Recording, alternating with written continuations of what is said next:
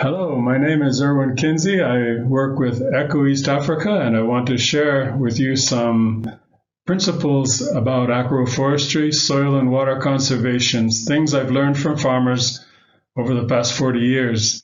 One thing I've seen is that we must not assume that information is being passed from generation to generation, so we need to be deliberate to pass this good information on to our children and children's children.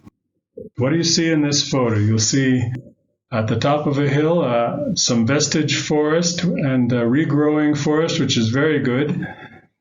But that helps to bring the infiltration of water into the groundwater. You'll see contours which are in various stages of degrading. Some are being maintained, some are not. You'll see even some fields which have begun to be opened up and the contours have been removed, which is very dangerous. And the average soil loss in this area, in this district, is still about 7 tons per acre per year. We need to arrest that loss. Here you see a field which has been, the contours have been plowed under, and you can see a ravine which is formed in the center of the field, which no longer can be plowed. These fields need contours to save the soil and the water. Here you see a new tool which was not used before, but it's a very simple tool for farmers to use to measure contours. The rule of thumb is to always start at the top of the hill and work downwards, creating contours so that whatever you do below will be safeguarded and not destroyed by what comes from above. You can see the measuring and the digging of ditches by oxen as well as hand hoe, and you can see how even you can measure contours with your children.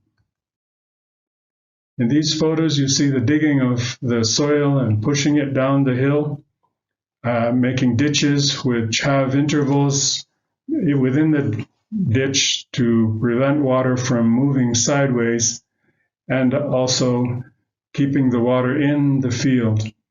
On these, the mounds which are formed from the soil are planted permanent crops. Here in the center photo, you see young men putting mounds in the road and harvesting the water from the road into the field for use in the agricultural practices. This is very important to safeguard the road and also to use the water that's available. On the right, you can see children digging contours. This is a very good way to teach children how to pass that knowledge from the next generation. On these photos, you'll see the planting of grasses and fodder trees in the ditches. And on the mounds, this makes a very rich food for livestock. You can also plant fruit trees and timber trees on these contours, and this will make a very rich agricultural product.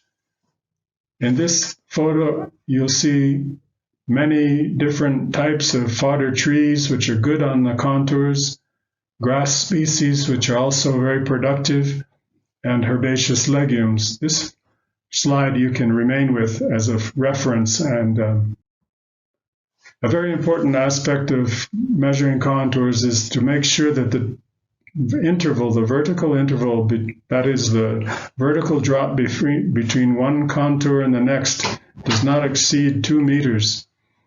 This is important so that not too much rainfall will wash out the contours below. Also, the horizontal distance should not exceed 20 meters or 20 paces between the contours so that the area will not be too large. And here you see drawings of permanent plants, fruit and timber trees on the contours, and annual crops in the intervals. With conservation agriculture, with cover crops, helps also to reduce the erosion.